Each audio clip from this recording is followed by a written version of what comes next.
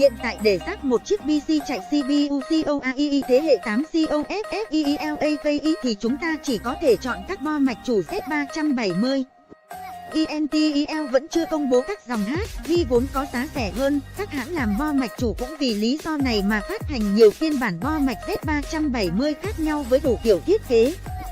Thêm các tính năng, giá thành cũng khác nhau. TIONG bài này thì mình xin chia sẻ những thói quen của mình khi ráp PC cũng như hướng dẫn anh em tự ráp PC hoàn chỉnh. Phần này mình sẽ nói về bo mạch và CPU, mình sẽ cố gắng tiếp cận theo hướng đơn giản nhất với hy vọng ai cũng có thể tự làm được video này mình ubi trước Tết. Giờ mới có bài cụ thể, anh em thông cảm nha. Lược về các phiên bản COAIE thế hệ 8 TIC, khi chọn bo mạch thì chúng ta cũng cần phải xác định loại CPU muốn dùng. Ở đây là COAIE thế hệ 8 COFFEELAKI, vấn đề không nằm ở chỗ nó là COAIE gì. i3 hay i5 hay i7 đều này tùy thuộc vào túi tiền của anh em cũng như mục đích sử dụng. Vấn đề nằm ở mỗi dòng CPU của INTEL chỉ dùng được với một hoặc một số dòng CHEBSET nhất định. COFFEELAKI chỉ đi với các CHEBSET thế hệ 300 SIAES và hiện tại chỉ có Z370 nên việc lựa chọn bo mạch tương thích không có gì phức tạp. Cứ thấy cái bo nào ghi Z370 là đảm bảo xài được. MC dù đã có những thử nghiệm cho thấy các CPU thế hệ cũ hơn như SKELAKI hay KABELAKI có thể chạy được trên bo mạch chủ Z370 và ngược lại COFFEELAKI đời mới nhất có thể chạy trên Z170 hay Z270 nhưng INTEL không chính thức hỗ trợ. Vì vậy giải pháp an toàn vẫn là chọn bo mạch Z370 cho COFFEELAKI. HEN tại INTEL đã phát hành một vài phiên bản CPU thuộc dòng COFFEELAKI mà anh em có thể tham khảo trong bảng trên. Rẻ nhất là COAIE 3, 8100 và đắt nhất là COAIE 7, 8700 Kelvin SO. Với các thế hệ COAIE trước thì thế hệ 8 có nhiều cải tiến hơn với việc tăng số nhân cho tất cả các phiên bản. Lần đầu tiên COAIE 3 có 4 nhân nhưng không còn hỗ trợ tiêu phân luồng. COAIE 5 và i7 cũng lần đầu tiên có 6 nhân. Thêm vào đó dung lượng bộ đệm L3 cũng lớn hơn, tăng theo số lượng nhân. Xung nhịp TUABO cũng tăng nhưng cần lưu ý là xung tối đa chỉ đạt được với một nhân. Tùy theo số lượng nhân kích hoạt mà xung TUABO sẽ có nhiều mức khác nhau. TAN đây là bảng so sánh kết quả BENCHMAK bằng CENEBENCHA15. CEEKBENCH3 và BASSMAK. Các phiên bản COAIE thế hệ 8 được đăng tải trên CPU NONKEE, có thể thấy sự chênh lệch rõ rệt giữa từng phiên bản. Tuy nhiên nếu căn cứ theo giá thị TANAC hiện nay, chẳng hạn như COAIE 3, 8350 Kelvin với COAIE 5, 8400. Chênh nhau khoảng 200 cây thì anh em nên chọn COAIE 5 nếu không có nhu cầu OC. Tương tự nếu không cần OC thì COAIE 7, 8700 vẫn dư sức qua cầu đối với hầu hết các tác vụ nặng và tựa CAME nặng hàng đầu hiện nay. CHN bo mạch chủ Z370. Z370 là tên của dòng CHEBSET hỗ trợ các CPU COAIE thế hệ 8 ở trên. Con CHEBSET này không phải do các đối tác làm bo mạch chủ của INTEL tự làm mà do INTEL phát triển và bán cho họ để đưa lên bo mạch. Với từng thế hệ CPU thì INTEL sẽ ra mắt các thế hệ CHEBSET tương ứng, có thể tương thích ngược hoặc không.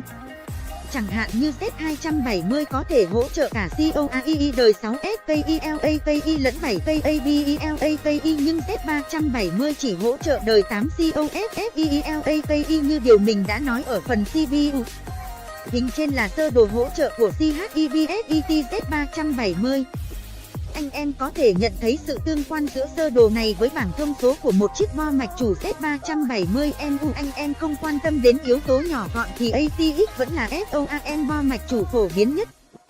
Dễ mua dễ dùng, ngoài ra so về độ hoành tráng, nhiều tính năng thì ATX vẫn ăn đứt hai SOAN còn lại nhỏ hơn là MATX và MENETX. Những tên gọi như ATX, MATX hay MENE, ETX này quy định về kích thước, các lỗ bắt bit, số lượng cổng trên BANEL sau.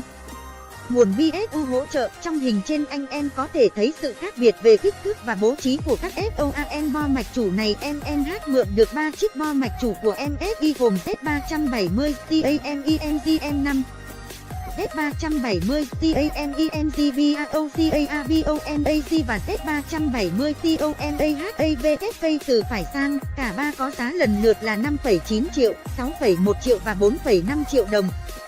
Mặc dù đều có SOANATX và dùng CHEBSET Z370 nhưng giá của chúng lại chênh nhau kha khá. Vậy khác biệt nằm ở đâu? CCH nhanh nhất để tìm ra điểm khác biệt giữa các phiên bản bo mạch chủ là lên trang của nhà sản xuất và so sánh. Như trong hình trên mình so sánh giữa 3 phiên bản bo mạch chủ này và kết quả sơ bộ cho thấy chúng không khác biệt gì nhiều lắm. Do sử dụng CHEBSET Z370 nên về thông số thì y hệt nhau như hỗ trợ SOCKET 1151 với CPU tối đa là COAIE 7. Đều có 4 khe RAM hỗ trợ các loại RAM DDR4 với xung nhịp từ 2133 đến trên 4000 MHz SoC với chế độ kênh đôi. Thông số về cổng mở rộng cũng giống nhau như 3 khe PCIe 30x16, 3 khe PCIe 30x1, 6 cổng SATA, 2 khe M2. Số lượng cổng USB 31 các chuẩn Gen 1, Gen 2 tại BANEL sau cũng tương đương nhau. MU so giữa phiên bản CAMENCM5 và CAMENCBAOCARBONAC thì hai phiên bản này có nhiều điểm giống nhau như các khe RAM.